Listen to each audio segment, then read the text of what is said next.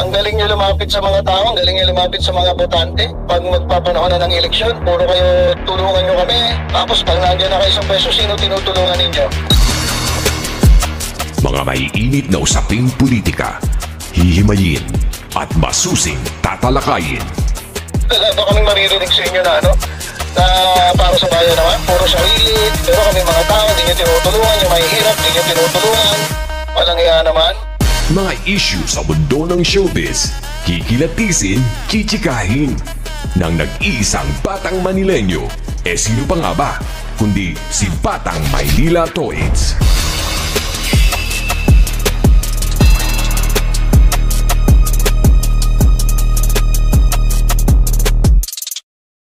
Okay, good morning po sa inyong lahat mga kababayan. Batang Maynila Toids, pag-usapan natin. Etong si Larry Gadon, mga kababayan, nagagalit si Larry Gadon. Mamaya may papakita akong dalawang video. Yung isa, nagagalit siya bakit daw inuutusan si Presidente Marcos. Presidente yun, tas uutusan mo. Tama naman si Gadon Presidente yun, utusan mo.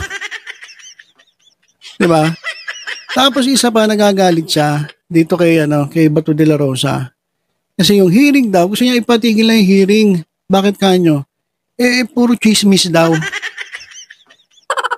Eto daw si Bato de la Rosa ay pumapatol sa chismis. Sa totoo lang agree ako kay Gadon Chismis lahat ng pinag-uusapan nila Bakit? Panay hearsay mga kababayan Bakit hearsay? Lahat ng sinasabi ni Morales galing sa informant. Nasaan yung informant? Sabi ni Bato de la Rosa, patay na raw. Paano yun? No, nung mga unang hearing, tinatanong siya, nasan na yung informant. Sabi ni sinungaling na Morales, hindi niya na raw matandaan. Kaya nagagalit si Jinggoy Kaya halos suntukin na ito ni Jinggoy Estrada Ubod kasi ng sinungaling Dati sinasabi niya hindi niya na matandaan, hindi niya kilala. Tinatanong nga, babae ba lalaki? Hindi niya raw matandaan. Di halata nagsisinungaling. Diba? Imposible kasi yung pinagsasabi nito ni Morales, napakasinungaling talaga. Tapos na ito na yung pangilang hearing na ba ito? Pangatlo? Masabi raw, ayaw na niya ilabas kasi baka manganib daw yung buhay nung informant. Paano manganganib yung buhay? Sabi nga ni Bato, patay na. Paano pa yan na magiging manganganib yung buhay? Kung patay na. Ito dalawa tong kalbo na to, sarap paguntugin. Sa totoo lang. Ito, ayan nagagalit si Gadon, mga kababayan. Ito basahin natin yung ito yung nandito sa ating screen. Sabi ni Attorney Larry Gadon, dapat talaga itigil na yung hearing na yan ng komite ni Senator De La Rosa dahil wala namang patutunguhan at pag-aaksaya lamang ng pera ng gobyerno. Yan naman ay base lamang sa chismis. Isipin nyo yung sinasabi ni Senator Bato ay authentic daw yung form, yung report. It refers only to the authenticity of the form. Kahit naman sinong empleyado ng gobyerno, pwede kang gumawa ng report doon sa form na i-fill up mo. What matters most ay yung credibility nung nire-report mo. Kung ang yung superior ay tinanggi o binasura yung report mo kasi nga hindi naman credible, di wala. Tama naman to si si Gadon Di ba? Kaya sabi na ito ni Gadon, ito raw si Bato de la Rosa na pumapatol sa chismis. So, bali ganito nangyari diyan. Si Bato de la Rosa, Marites. Di ba? Marites si Bato de la Rosa Marites. Tapos si Jonathan Morales, siya naman yung Marisol. Yung taga Sulsol. So nagsama itong dalawang kalbo, yung isa Marites, yung isa naman Marisol. Ayan naman nagagalit itong si Gadon. Ayan no. At nananawagan siya na umalis na raw si Bato de la Rosa bilang Senate Public Order Committee Head.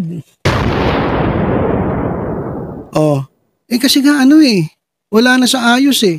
Sa totoo lang, di ba, ilang beses na pinahinto yung hearing na yan. Ang dami na nagpahinto niyan si Senator Cheese. Kahit si Senate President Juan Mig Zubiri, gusto na pahinto yan. Ako, sinabi ko, nung una pa lang, nung tinanong ni Jingo Estrada, etong si Marisol, si Jonathan Morales, nung tinanong kung nasan yung kanyang informant, nung sinabi niya na hindi niya namatandaan, para sa akin, yun na yun. Tapos na yun. Ibig sabihin, chismis, hearsay na lang ang pinag-uusapan dyan sa hearing. Ang problema, etong si Marisol, napabilib si Marites. Kaya nangyari mga kababayan, hanggang ngayon, merong pang-apat na hearing pa. Diba? Kaya sabi niya ni Gadon, itigil nyo na yan kasi unang-una, puro chismis ang ginagawa nyo dyan. Ito, basahin natin sa screen itong report ng Politico guys. Ayan. Sabi ni Presidential Advisor for Poverty Alleviation, Larry Gadon, tinananawagan siya sa Senate leadership, kay Zubiri. Natanggalin na si Ronald De La Rosa bilang chairperson ng Senate Committee on Public Order and Dangerous Drugs dahil sa kanyang paghawak dyan sa PDEA leaks probe. Kasi sa totoo lang, alam mo, sa lahat ata ng napanood kong hearing, yun ang pinakapalpak. Hindi mo nga alam kung saan napupunta yung hearing eh. Sa totoo lang, ang layo-layo na ng pinag-uusapan eh. Di ba? Yun ang pinatawag si Maricel Soriano. Saan ba nanggaling yung pangalan ni Maricel Soriano? Doon sa report. Yung sa report na hindi naman verified. Doon sa report na galing sa informant na sinabi lang dito kay Marisol. Si Marisol, baka malito kayo. Si Marisol, si Jonathan Morales, ito si Marites, ito si De La Rosa. Baka malito lang kayo. So ibinigay dito kay Marisol yung information. Ngayon, yung nagbigay na information hindi naman makita. So ibig sabihin, chismis yung pinagkakalat ni Marisol na pinaniwalaan naman ni Marites. Di ba kayo nagugulo? Okay lang kayo. Kaya ito si Maricel Soriano, dapat hindi ito pinatawag. Kasi galing sa chismis lang yun eh. Tapos ngayon ito patatawag nyo si Presidente Marcos. Ano yan, patatawag nyo sa 4th hearing? Tapos sa 5th, sa 6th, baka umabot tayong December. Di pa tapos yan. Kaya sabi ni Gadon, sabi, tanggalin mo na yan, Senate President. Wala, hindi marunong si Marites. Sinabi kasi ni Gadon, nung pagkatapos ng 3rd hearing, na ito nga, dahil nalilink si Presidente Marcos at si Maricel Soriano daw sa illegal drug use. Sabi ni Gadon, dapat talaga itigil na yung hearing na yan ng committee ni Senator De La Rosa dahil wala namang patutunguhan at pag-aaksaya lamang ng pera ng gobyerno. Yan naman ay base lang sa chismis. Isipin niyo yung sinasabi ni Senator Bato ay authentic daw yung form, yung report. It only refers to the authenticity of the form. Kahit naman sino empleyado ng gobyerno, pwede kang gumawa ng kahit sino na mga empleyado ng binasa ko na to kanina. Ulit-ulit na naman tayo na ito. Hindi na to. Ito. Sabi ni Gadon, ang authenticity daw ay iba sa credibility. Iba ang authenticity sa credibility. The form may be authentic, but about the credibility na it refers to the truthfulness to the report of the contents of the report, magkaiba yun. Kaya naniniwala si Gadon na itong si De La Rosa was unable to handle the hearing the way it should have been. In short, bobo. In short, palpak. Nahiya pa si Gadon eh. Di ba si Gadon yung nagsasabi, Bobo! Di ba? Si Gadon yun eh. Bobo! Kala mo siya magaling. Hindi, kasi dati, si Gadon, visit din yan eh. Nung natatandaan ninyo, nung pandemic, nagsuot siya ng face shield eh. Naka-face shield siya. Tapos, nung naka-face shield siya, yung face mask, dinikit dun sa face shield. Dinikit ba naman dun sa face shield yung face mask? Di ba bobo? Pero dito tama siya, guys. Dito tama siya. Tama naman siya rito. Ha? At ako'y nananawagan kay Senate President Mig Subiri na palitan, tanggalin na dyan sa komite na yan si Bato de la Rosa dahil kasi nakita nyo naman wala talagang patutunguhan kundi gusto lang ay mag-create ng destabilization kay President Bongbong Marcos. O yan mga kababayan, kasi halatang halata mo naman eh. Halatang halata naman na ganun papunta eh. Doon ayun ang gusto nila tumbukin ni Marisol eh. Di ba? Etong si Marites, gusto talagang tumbukin etong si Presidente Bongbong Marcos. Kaya sabi ni Gadon, tigilan nyo na yan. At sabi pa, ang gawin daw ni De La Rosa, i-reimburse yung public funds na nagamit dun sa hearing. O magkano yung nagastos nila ng ilang araw na hearing, ibalik daw sa taong bayan. Kasi sinayang nga daw eh. Di ba? Sinayang lang eh. Wala namang pinuntahan eh. Puro kwento, puro hearsay. Sabi ni Gadon, alam niya, namimiss ko yung araw na ang mga senador ay talagang mahuhusay, matatalino, magagaling. So ang ibig talaga sabihin ni Gadon, bobo talaga to si Marites, si De La Rosa. Di ba? Kasi namimiss niya raw yung mga senador. Ibig sabihin, yung nakikita niya mga senador ngayon, hindi na mahuhusay, hindi na matatalino, hindi na magagaling. Di ba? Whose erudition of the issues being discussed in the Senate are also intelligent, smart, bright, and very scholarly. Kasi di ba sabi ko sa inyo mga kababayan, sa totoo lang, eto si Bato de la Rosa, naboto yan, naging senador yan, hindi naman dahil sa kanyang credentials eh. Di ba? Kasi yung kanyang credentials, ano ba credentials niya? O magaling lang siya dun sa ano?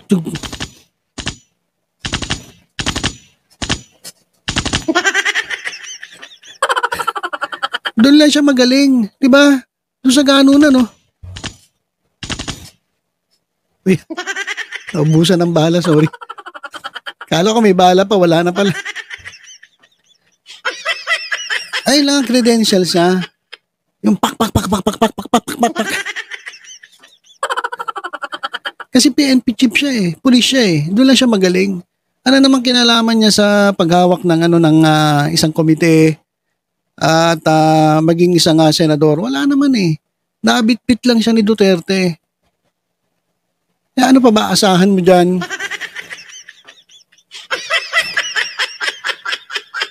Kaya wala, hindi na raw nakita ni Gadon yung magagaling talaga ng mga katulad ni Miriam Defensor Santiago, grabe yun ha. Kung nandyan si Miriam Defensor Santiago, baka durug-durug na to si Marites. Si Marites de la Rosa. Di ba? Saka ito, baka durug-durug na rin itong si Marisol Morales.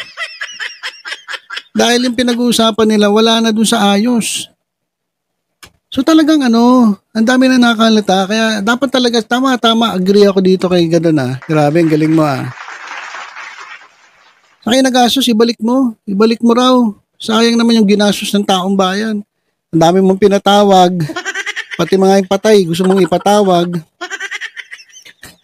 Tapos yung mga yung mga nandun, kain ng kain. Di ba? Yung isa nga, may tinatanong ka, hindi pa nga tapos yung yung tanong-tanong doon, napunta na sa ibang tao. Naghihintay tuloy, nagutom tuloy. Ayun, nakita ko, kumakain na. Sayang talaga yung pera ng bayan. Kaya itong si Senator De La Rosa raw, isipin nyo naman, he cannot even express himself in straight English. Even in Tagalog, mali-mali pa. O kaya nauutal pa. Oh. Ano ba namang klaseng senador yan? Kaya dapat na wag na gawing chairman niya ng komite. O sabi ni Gadon. Durog na durog.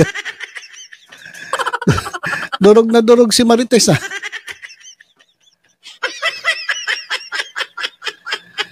Oh, ito, may pakikita ko sa inyo. Ito yung ano. Sinabi ni Gadon, ano unahin natin? Unahin muna natin ito. Yung tungkol dito sa ano, sa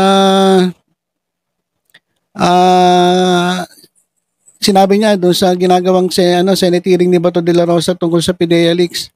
Ito, pakinggan natin guys.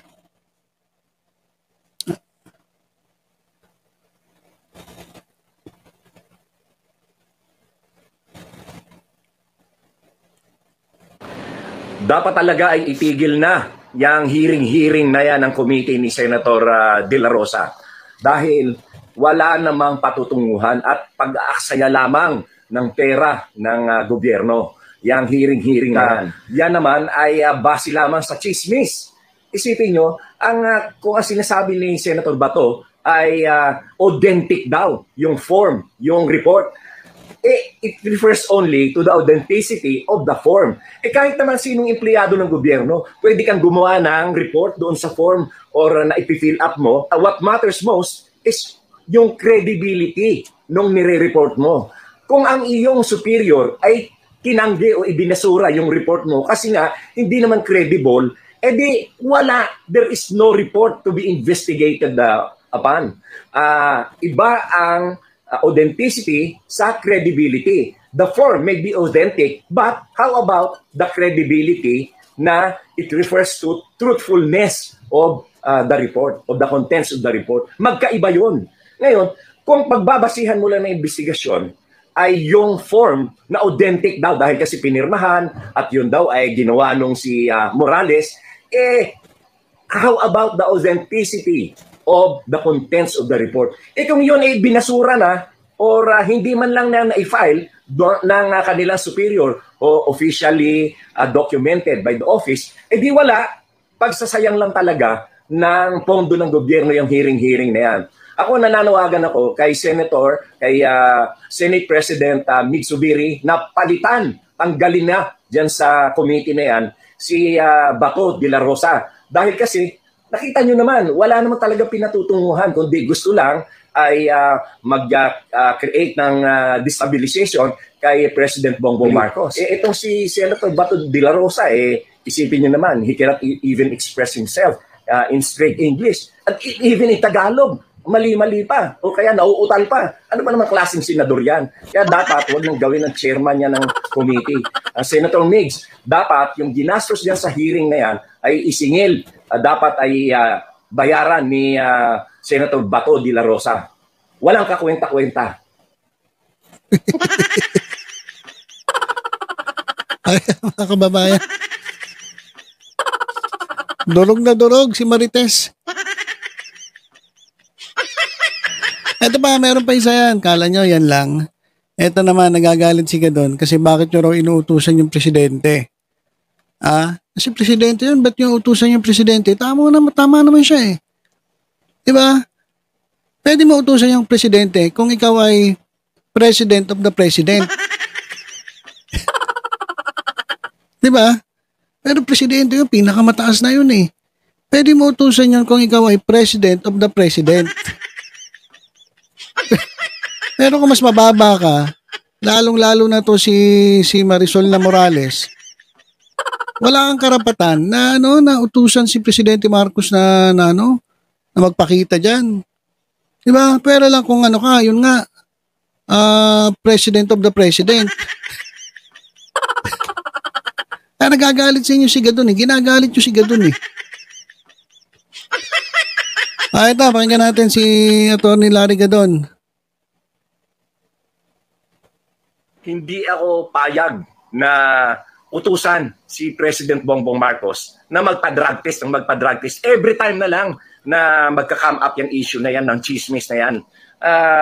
Yan ay degrading sa Office of the President na basta ka na lang uutusan. Ano ka? Pa-drug test ka, humiga ka, tumakbo ka, humilik ka. Ganun ba yun? Uutusan mo yung Presidente. Teka muna, bakit noong kay Paulo Duterte, nung siya ay Vice Mayor at inimbestigahan yung tungkol dyan sa drug smuggling na yan.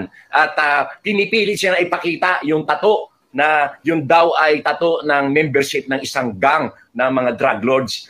Bakit hindi nyo rin pinilit kung talagang naniniwala kayo sa mga chismis-chismis? Anong lumabas ng panahon na yon? Di chismis nga. Bakit ngayon? Papatulan nyo naman yung chismis na yan about drug issue against the President. Nasaan naman ang inyong logic niyan, no? Hindi pwedeng utusan ng Presidente. Ayan. Tama naman kasi ba't utusan mo yung Presidente? Presidente na yun eh.